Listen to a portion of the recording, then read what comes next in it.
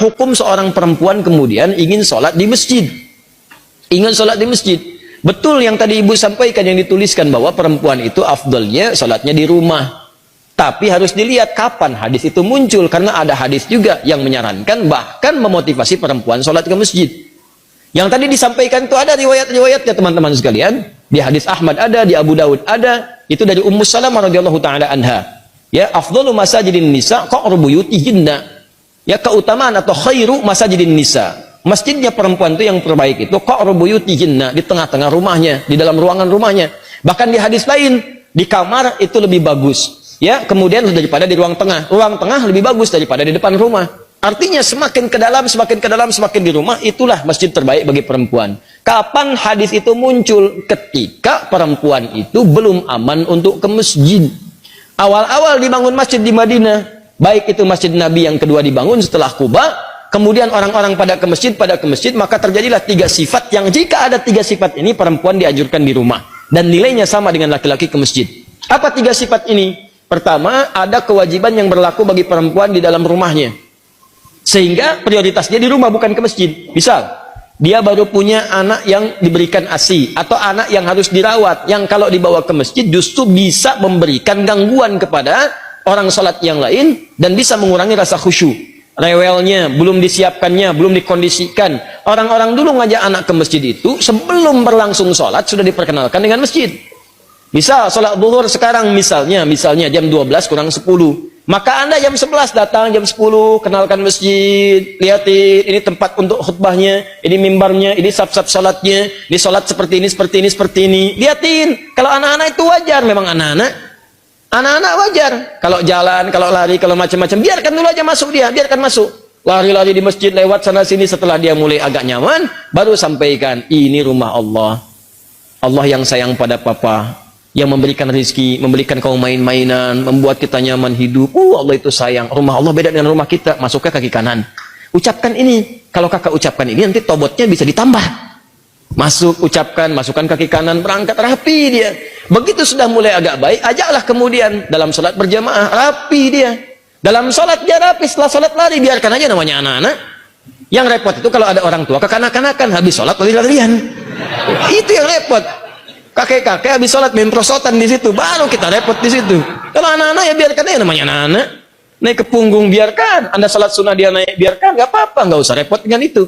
Ini orang tua sekarang repotnya, mohon maaf di rumah disuruh ke masjidnya bukan untuk sholat, malah disuruh main.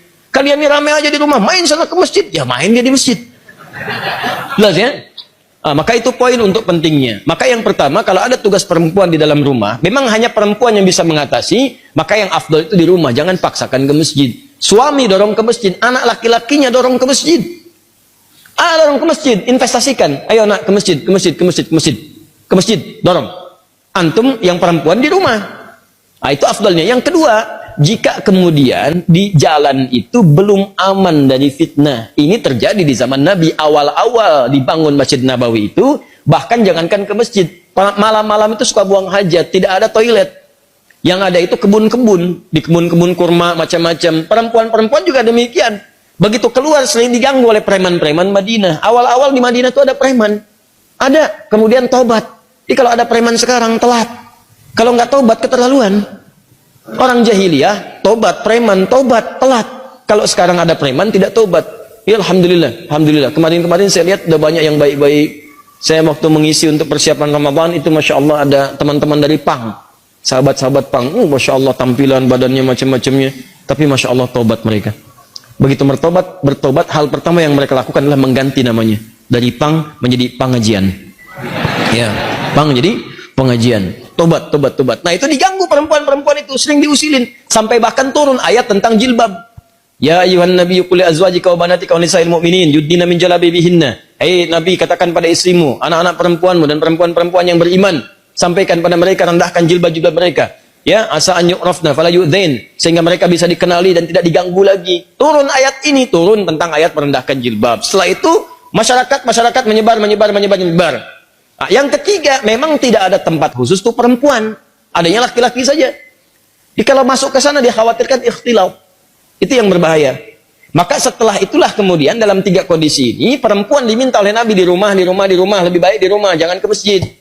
Setelah kemudian tenang, preman-preman mulai tobat, keadaan mulai tenang, dan masjid mulai luas, maka muncullah hadis-hadis di Al-Bukhari, di Muslim, bagaimana Sayyidah Aisyah mengatakan kalau kami subuh-subuh itu banyak perempuan-perempuan datang ke masjid, kemudian dengan selimut-selimut mereka tutupi sehingga nggak kelihatan karena gelap. Zaman Nabi kan nggak ada lampu seperti ini, ya, nggak ada lampu seperti ini, kelihatan. Jadi begitu sudah mulai remang-remang mereka meninggalkan, sudah cepat lari, salam balik ke rumah, salam balik ke rumah.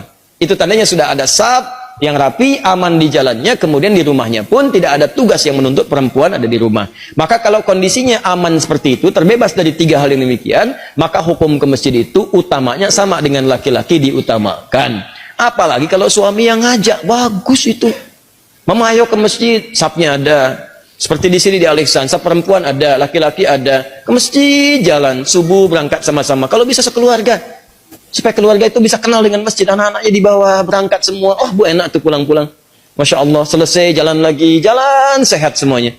Ya, jalannya bagus, keluarganya juga kumpul, sama-sama menuju akhirat yang baik. Demikianlah apa yang dimaksudkan tadi. Hadisnya ada, keterangannya jelas. Jadi tempatkanlah hadis sesuai dengan makna dan konteksnya. Paham dengan baik ya?